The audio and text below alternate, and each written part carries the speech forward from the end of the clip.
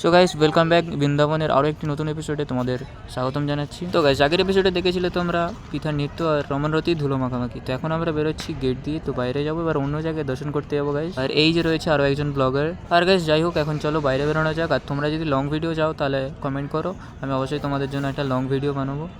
তো আরও একটা মন্দির দর্শন করতে এসেছি গাইস আমরা এখন। এখানে রাস্তাঘাট খুবই সুন্দর গাইস। আর আমরা তো টোটাল 120 জনের মতো এসেছি। তো গাইস দেখো অনেক সবাই রয়েছে এখানে।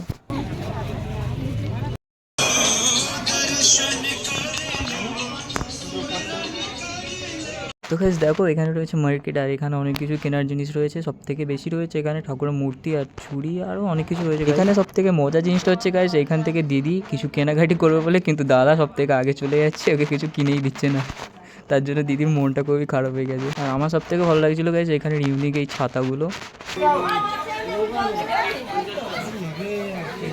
তো চলো মন্দিরে ওঠা যাক এবার গাইস। আর গাইস এখানে যে বিগ্রহ রয়েছে এনাকে দর্শন করার জন্য মহাদেব 3 রাত তপস্যা করেছিলেন এইখানে দাঁড়িয়ে। এই গেটের সামনে পিকচার আছে, আমি তোমাদের দেখাবো গাইস।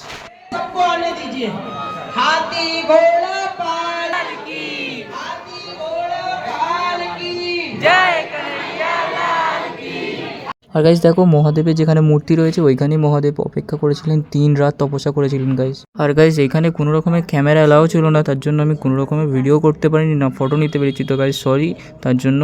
তো এখন দেখো এই যে সিঁড়ি রয়েছে, এখান থেকে আমরা যাবো বাইরে, আর তারপরেই প্রসাদ পাবো, মানে দুপুরের খাবার খাবো।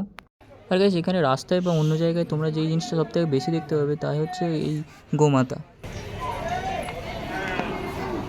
তারপরে গাইস আমরা দুপুরে প্রসাদ পাওয়ার পরই আমরা চলে এসেছিলাম একটা দর্শনে। তো গাইস দেখো এখন এখানে বৃষ্টি হচ্ছে খুব জোরে, তার জন্য দিদিও ছুটেছে আর আমিও ছুটেছি গাইস। তো তারপরে আমরা উঠে পড়েছিলাম বাসে। তো গাইস তোমরা দেখতেই পাচ্ছ, তো এখান থেকে আরও আমরা এক জায়গায় যাচ্ছি রাধারানীর কাছে দর্শন করতে। তো আজকের আকাশটা খুব সুন্দর, চাঁদও রয়েছে, খুব ভালোই লাগছে। আর এই যে বাস। আর গাইস দেখো এই হচ্ছে আমাদের শ্রীজি মানে শ্রীমতী রাধারানী।